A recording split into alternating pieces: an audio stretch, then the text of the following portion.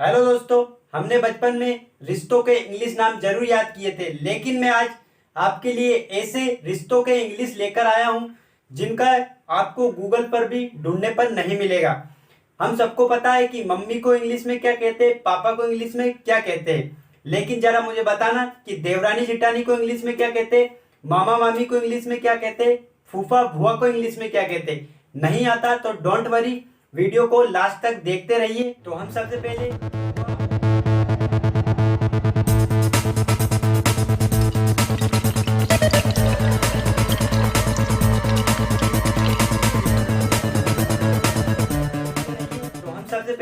भुआ और फूफा का इंग्लिश सीखते हैं। भुआ हम उसे बोलते हैं जो हमारे फादर होते हैं, उनकी जो बहन होती है उसे हम भुआ बोलते हैं, और भुआ के पति को हम फूफा बोलते हैं। तो भुआ का इंग्लिश होता है पैट्रिकल आंटी और फूफा का इंग्लिश होता है पैट्रिकल अंकल।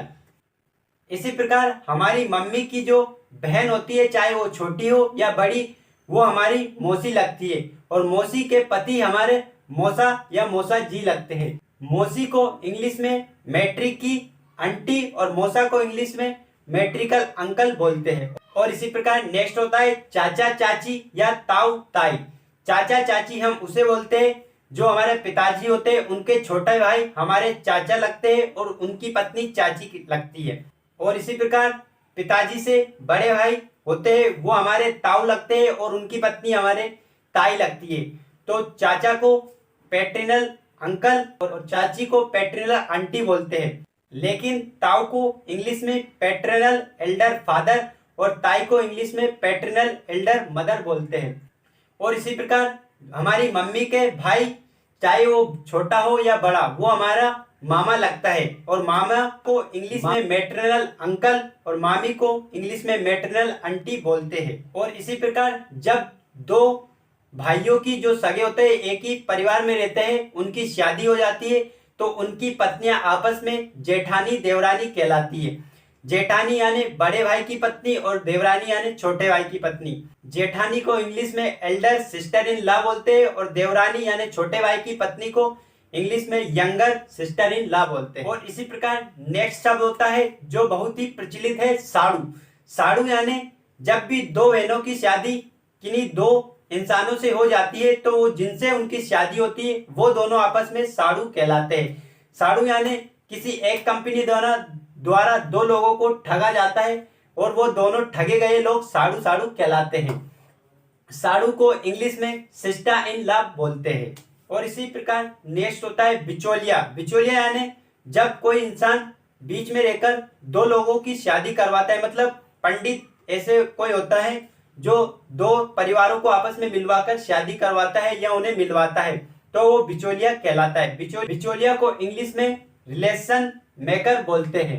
इसी प्रकार नेक्स्ट होता है मंगेतर, यानी जमीन खरीदने से पहले उसकी रजिस्ट्री करवा लेना। हमारे देश में शादी करने से पहले सगाई या इंगेज करते हैं, तो जिसके साथ इंगेज करते हैं उसे हम फियांसी बोलते हैं। नेक्स्ट शब्द है जीजा जी या बहनोई। जीजा या बहनोई को इंग्लिश में सिस्टर इन लॉ कहते हैं। जैसा कि हम सभी को पता है कि दादाजी को इंग्लिश में ग्रैंडफादर बोलते हैं, लेकिन अगर दादाजी के भी पर लग जाते हैं तो उन्हें हम इंग्लिश में ग्रेट ग्रैंडफादर बोलते हैं। नेक्स्ट होता है सोतेला या सगा।